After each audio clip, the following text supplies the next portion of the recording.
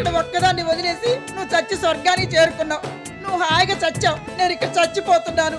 ఇల్లు గడవటానికి అప్పులు చేయక తప్పటం లేదు.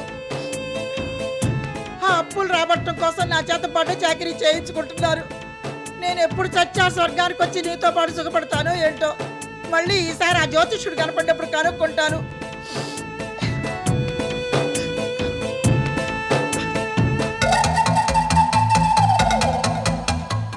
ఓ మై గాడ్, ప్రపంచం అంతా మారిపోయింది. అంతా మోసమే.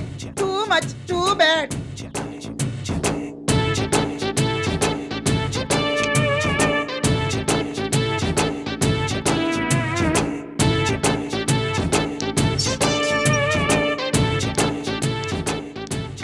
కలికాలం కాబట్టి ఇలాంటి కాని పనులు జరుగుతున్నాయి. నాలాంటి పుణ్యాత్మనాలు ఎలా బతకగలదు ఇక్కడ? లేదు, వెంటనే ఆ జ్యోతిష్కుడితో మాట్లాడాలి. నేను స్వర్గానికి వెళ్ళడానికి ఇంకెన్ని రోజులు ఉన్నాయో తెలుసుకోవాలి. I can't live in this hell. This is two much, too bad.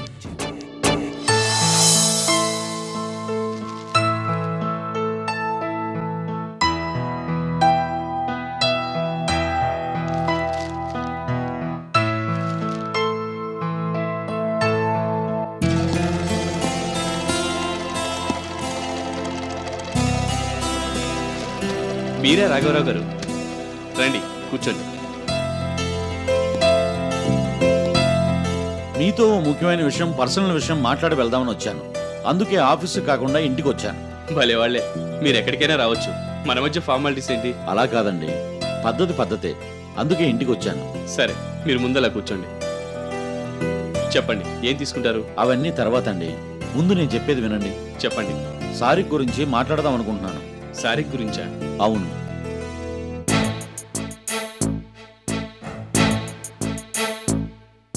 ఏంటండి అలా చూస్తున్నారు? ఏదో చెప్పాలనుకుని ఆలోచిస్తున్నట్టున్నారు. నా దగ్గర మీకు మొహమాటం దేనికి? ప్లీజ్ బీ ఫ్రాంక్, చెప్పండి. ఈ విషయం చెప్పాలంటే కొంచెం ఇబ్బందిగానే ఉంది, అందుకే ఆలోచిస్తున్నాను. మీరేం ఇబ్బంది పడనక్కర్లేదు, చెప్పండి. తను మిమ్మల్ని పెళ్లి చేసుకోవాలనుకుంటుంది. సారిక నన్ను పెళ్లి చేసుకోవాలనుకుంటుందా? తన వయసు ఏంటి, నా వయసు ఏంటి? అసలు తనకు ఆలోచన ఎలా వచ్చింది? ఏం పెద్ద వయసు తేడా ఉందండి. అయినా తన సంగతి మీకు తెలిసిందే కదా. తను అనుకున్నది జరిగిపోవాలి. తనకి మీరంటే అభిమానం అని ముందు చెప్పింది, ఆ తర్వాత ప్రేమ అంది. ఇప్పుడేమో పెళ్లి చేసుకుని తీరుతానని పట్టుబట్టింది. ఇప్పుడు నన్ను మీతో మాట్లాడరమ్మని ఇక్కడ పంపించింది. మీరు కాదంటే తను డిసప్పాయింట్ అవుతుందండి. ఏంటండి అలా చూస్తున్నారు? సారి కంటే మీకు అభిమానమేగా? అభిమానమే, కానీ అభిమానం వేరు, పెళ్లి వేరు. నేనెప్పుడూ సారిక నా దృష్టితో చూడలేదు. పోనీ ఇప్పుడు నేను చెప్పా కదా, ఇప్పుడు ఆలోచించండి. అయినా ఇందులో ఆలోచించడానికి ఏముంది? తను మిమ్మల్ని బాగా ఇష్టపడుతుంది. She will be happy with you. మీరు సారిక సంగతి ఆలోచిస్తున్నారు, నా విషయం మర్చిపోతున్నారు. నేను అసలు పెళ్లే చేసుకోకూడదు అనుకున్నాను. మీరిలా ఇవాళ సడన్ గా పెళ్లి టాపిక్ తెస్తారనుకోలేదు. సారీ, ఇబ్బంది పెట్టినట్టున్నాను. పర్వాలేదు, కాకపోతే నాకు కొంచెం టైం ఇవ్వండి, నేను ఆలోచించుకొని చెప్తాను. అలాగేనండి, మీరు వెంటనే సమాధానం చెప్పనక్కర్లేదు. Take your own time. అమ్మాయి చెప్పమంది కాబట్టి వచ్చి చెప్పాను, అంతకుమించి ఇంకేమీ లేదు. ఈ విషయంలో మిమ్మల్ని ఏమైనా ఇబ్బంది పెట్టినట్టయితే క్షంతవ్యుణ్ణి. నోనో, పెద్దవారు, మీరు అలా మాట్లాడొద్దు. లేదండి, మిమ్మల్ని ఇబ్బంది పెట్టాను. దాన్ని బాగా గారాబం చేసి అలా తయారు చేశాను. ఇప్పుడు అది చెప్పినట్టల్లా ఆడుతున్నాను, ఏమీ అనుకోవద్దు. ఇక నేను బయలుదేరతాను. అదేంటి, కనీసం కాఫీ అయినా తాగలేదు? కతికితే అతకదంటారు కదా. ఈ సంబంధం కుదరాలని నాకు గట్టి పట్టుదలగా ఉంది కాబట్టి నేను ఇప్పుడు ఇక్కడేం తీసుకోను, బయలుదేరి వెళ్తాను. మీరు మాత్రం కాస్త దీని గురించి ఆలోచించి మీ నిర్ణయం తెలియజేయండి. తొందర ఏం లేదు. Please take your own time. మీరు సమాధానం చెప్పేదాకా అక్కడ సారికి నన్ను వదిలిపెట్టదు, నా బుర్ర తినేస్తుంది. వెళ్ళొస్తానండి.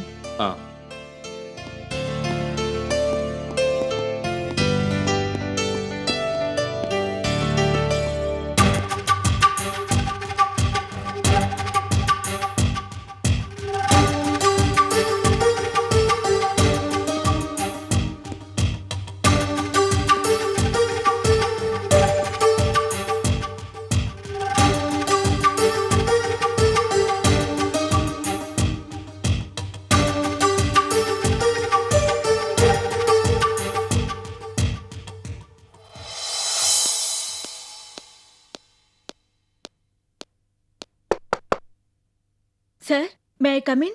Yes, please come in.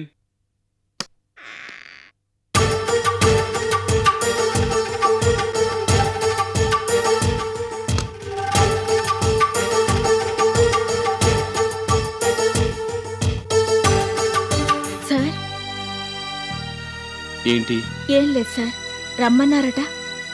అవును, ఓ పర్సనల్ మ్యాటర్లో నీ సలహా నాకు కావాలి, అందుకే రమ్మన్నాను.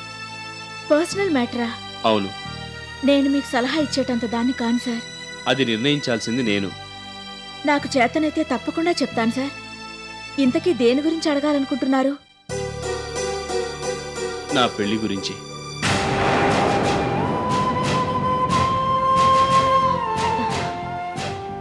దాని గురించి ఆలోచించడానికి ఏముంది సార్? హాయిగా పెళ్లి చేసుకోండి.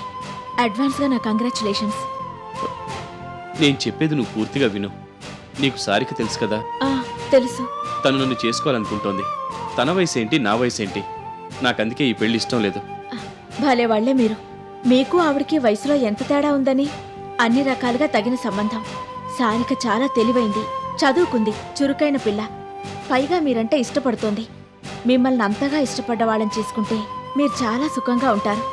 మీరింకేం ఆలోచించకండి. సారికని పెళ్లి చేసుకుని హ్యాపీగా ఉండండి. నాకు తోచింది చెప్పాను. ఏమన్నా తప్పుగా మాట్లాడినట్టయితే క్షమించండి.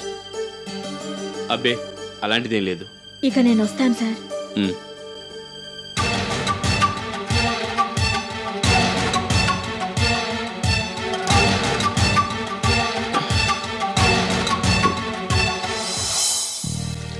నిశ్చితార్థానికి నన్ను కూడా ఉండమని రమేష్ గారు గట్టిగా చెప్పారు. ఇంటి దగ్గర పనుందని చెప్పి వచ్చేశాను. నీ మనసులో మాట ఆయనకి తెలిసినట్టయితే ఆయన నిన్నే చేసుకుని ఉండేవారేమో. ఇప్పుడు అవన్నీ ఆలోచించి ఏం లాభం అమ్మా? ఏం జరగాలో అదే జరుగుతుంది. సారికకి రమేష్ గారికి రాసి పెట్టుంది, అంతే. ఇంకా దాని గురించి ఆలోచించడం అనవసరం.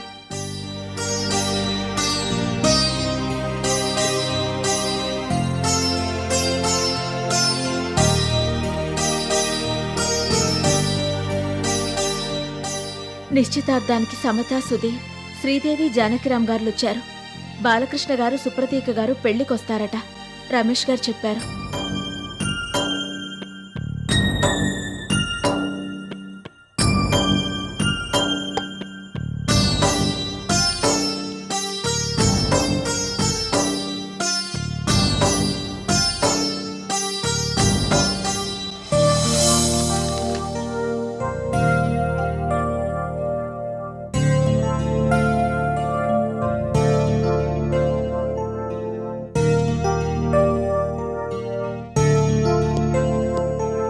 మీ బావ ఇవాళ వస్తున్నాడమ్మా. బావా? అవును, ఎస్కే, అదే సీతాకృష్ణ. ఇంగ్లాండ్ నుంచి వస్తున్నాడు. మార్నింగ్ ఫ్లైట్కి ఇక్కడికి వస్తానన్నాడు. అలాగా? సడన్ గా వచ్చేస్తున్నాడే, ముందు చెప్పని కూడా చెప్పలేదు. అతని సంగతి తెలిసిందే కదా, ఒకటే హడావిడి. తనతో పాటు ఇతరులను కూడా కంగారు పెడుతూ ఉంటాడు. నువ్వు ఎయిర్పోర్ట్కి వెళ్ళి బావని రిసీవ్ చేసుకోమ్మా. డెఫినెట్ గా డాడీ.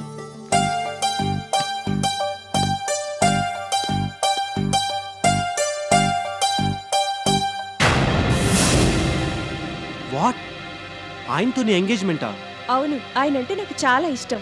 ఆయన వయసు ఎంత, నీ వయసు ఎంత? ఇద్దరికి ఎంత గ్యాప్ ఉంది? వయసుకి మనసుకి సంబంధం లేదు బావా. నువ్వేదో మోడర్న్ అనుకున్నా గానీ మరీ ఇంత ఓల్డ్ మోడల్ అనుకోలేదు. నువ్వేంటి ఆయన పెళ్లి చేసుకోవడం ఏంటి? నాకేమీ నచ్చలేదు. ఎంగేజ్మెంట్ కూడా అయిపోయింది బావా. ఎంగేజ్మెంట్ అయింది కానీ పెళ్లి కాలేదు కదా. అంటే? అంటే ఉంది, ఇప్పటికే ఆలస్యం కాలేదు. ఎంగేజ్మెంటే కదా, క్యాన్సిల్ చేసుకోవచ్చు. ఇంకా నయం, నేను ఈలోగానే వచ్చాను, లేకపోతే పెళ్లి కూడా జరిగిపోయి ఉండేది. నాకు ఒక్క ముక్క కూడా చెప్పలేదు అంకుల్. నువ్వేంటి రమేష్ గారిని చేసుకోవడం ఏంటి? ఉండు, నేను అంకుల్తో మాట్లాడొస్తాను. బావా వెయిట్ 1 minute, ఒక్క నిమిషం, నేను చెప్పేది విను. ఈ విషయంలో నేను ఎవరి మాట వినను, నా మాటే అందరూ వినాలి.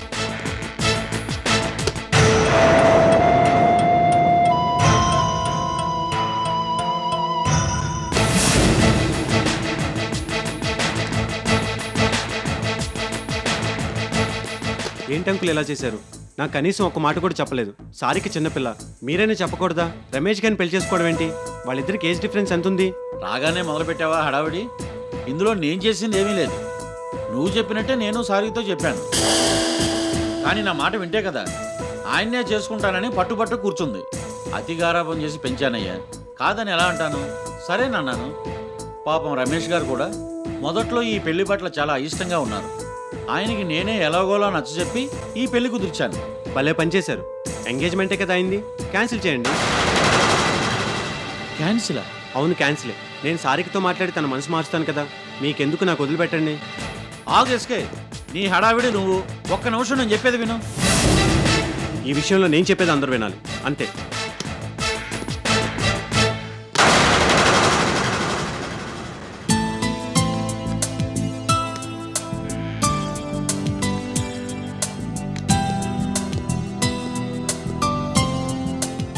చూసావా బ్రోచరు?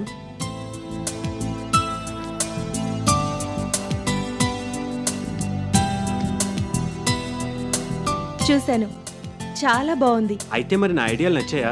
బ్రహ్మాండంగా నచ్చాయి. నా దగ్గర ఇలాంటి కొత్త కొత్త బిజినెస్ ఐడియాలు చాలా ఉన్నాయి సారిక. మనం హాయిగా ఇంగ్లాండ్లో సెటిల్ అయ్యి ఇద్దరం కలిసి బిజినెస్ చేద్దాం. అసలు నీకున్న బిజినెస్ తెలివితేటలకి నువ్వు ఇండియాలో ఉండకూడదు, ఇంగ్లాండ్లో ఉండాలి. అనవసరంగా నీ జీవితాన్ని నాశనం చేసుకుంటున్నావు. ఏంటి ఆలోచిస్తున్నావు? ఏం లేదు. నువ్వు చెప్పేది బాగానే ఉంది, కానీ రమేష్ గారితో. ఆ భయం నీకెందుకు?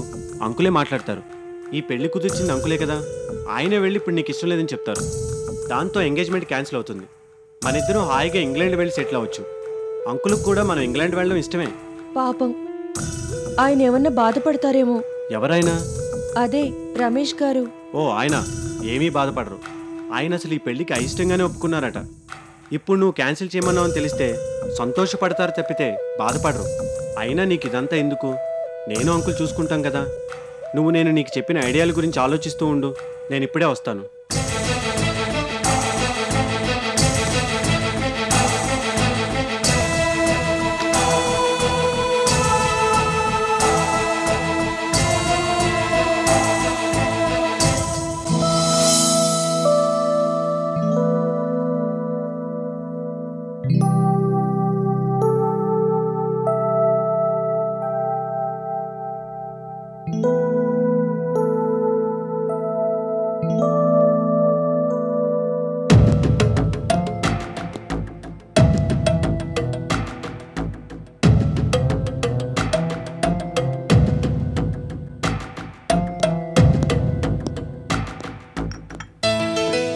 రాఘవరావు గారా, రండి.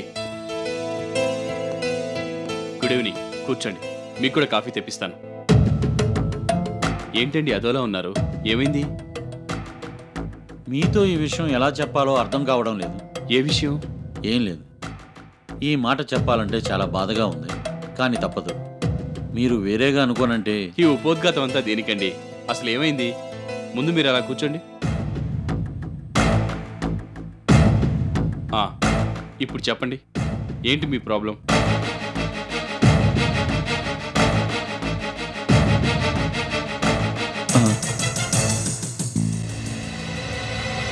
మీరేదో చెప్పాలనుకుని ఇబ్బంది పడుతున్నారు. నా దగ్గర మీరు ఎటువంటి మొహమాటాలకి పోనక్కర్లేదు. పెళ్ళెలా జరిపించాలన్న దాని గురించి ఆలోచిస్తున్నారా? ఏంటండి, ఏమైంది? మీరన్నట్టు పెళ్లి గురించే మాట్లాడదాం అనుకుంటున్నాను. కాకపోతే ఎలా జరిపించాలని కాదు, ఎలా జరిపించకూడదా అని. ఎలా జరిపించకూడదో ఆలోచిస్తున్నారా? అదేంటి? I'm very sorry mister Ramesh. ఈ విషయంలో మేము చాలా తొందరపడ్డాం.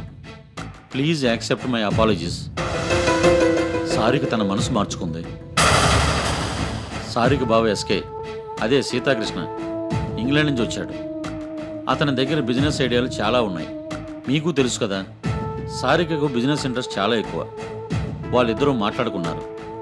ఒకళ్ళ ఐడియాలు ఒకళ్ళకి బాగా నచ్చాయట. అందుకే ఇద్దరు వెళ్ళి ఇంగ్లాండ్లో సెటిల్ అవ్వాలనుకుంటున్నారు. అక్కడే పెళ్లి చేసుకుని ఉండిపోవాలనుకుంటున్నారు. మీతో ఈ విషయం చెప్పమని సారికి నన్ను పంపించింది. ఆ విషయం మీతో ఎలా చెప్పాలా అని ఇందాక నుంచి ఫీల్ అవుతున్నాను. I'm very sorry. ఈ విషయంలో డెఫినెట్గా మీరు చాలా ఫీల్ అవుతారు. పెద్ద మనసుతో క్షమించండి. ఓ సీదా, దీనికా మీరు ఇంత బిల్డప్ ఇచ్చారు? సారిక సరైన నిర్ణయమే తీసుకుంది. అసలు మొన్న జరిగిన ఎంగేజ్మెంటే తప్పు. మీరు గట్టిగా చెప్తే నేను కాదనలేకపోయాను. అసలు సారికకున్న బిజినెస్ మైండ్కి నేను సూట్ అవ్వను కూడా. I wish them all the best. సారికకి కంగ్రాచులేషన్స్ చెప్పానని చెప్పండి. ఈ విషయంలో నేను ఏ రకంగానూ బాధపడినని, తనని కూడా గిల్టీగా ఫీల్ అవ్వద్దని చెప్పండి. ఏంటలా చూస్తున్నారు? నిజంగా మీరు ఇలా రియాక్ట్ అవుతారనుకోలేదు. భలే వాళ్ళే, ఇలా కాక ఇంకెలా రియాక్ట్ అవుతారు? ఉండండి, మీకు కాఫీ తెప్పిస్తాను.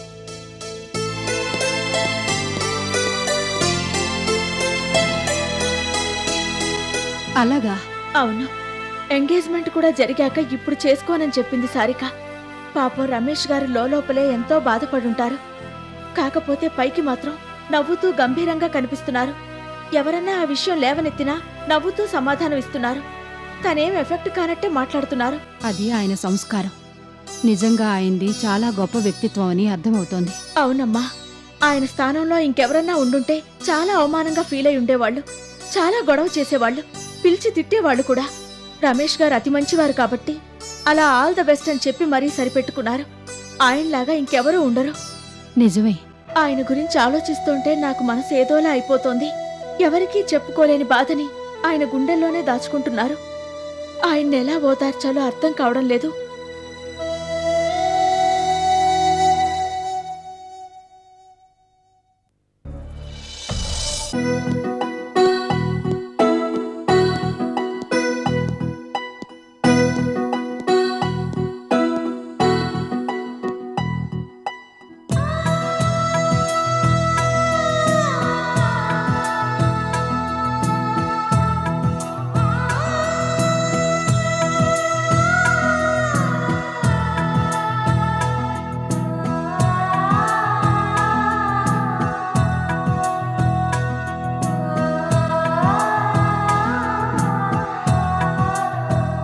ఈ జీవితానికి నీ జ్ఞాపకాలు చాలు.